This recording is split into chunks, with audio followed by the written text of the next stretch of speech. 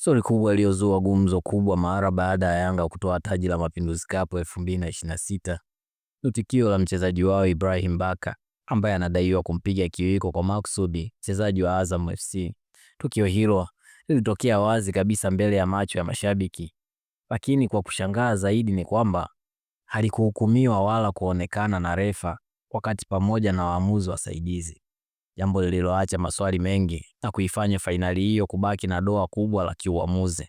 Tukio hilo limezidi kuibua mjadala mpana kuhusu ubora na uadilifu wa waamuzi wetu wa Tanzania, hasa wanapokuwa wakitoa maamuzi katika michezo inayozihusisha timu kubwa kama Yanga na Simba.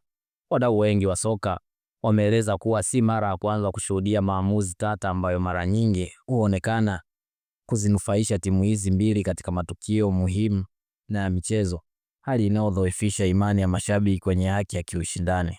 Kitendo cha Ibrahim Baka kimezua hasira na mjadala mkali miongoni mwa mashabiki na wachambuzi wa soka, wengi wakilaumu kama ni kinyume na maadili ya michezo na mfano mbaya kwa wachezaji wengine chipukizi.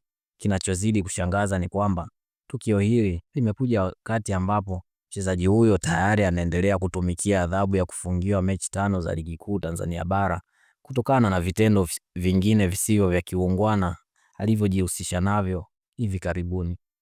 Hali hii imewafanya wengi kuhoji nidhamu ya Ibrahim Baka, hatima yake ndani ya kikosi cha Yanga, pamoja na msimamo wa mamlaka za soka nchini katika kusimamia haki na nidhamu uwanjani.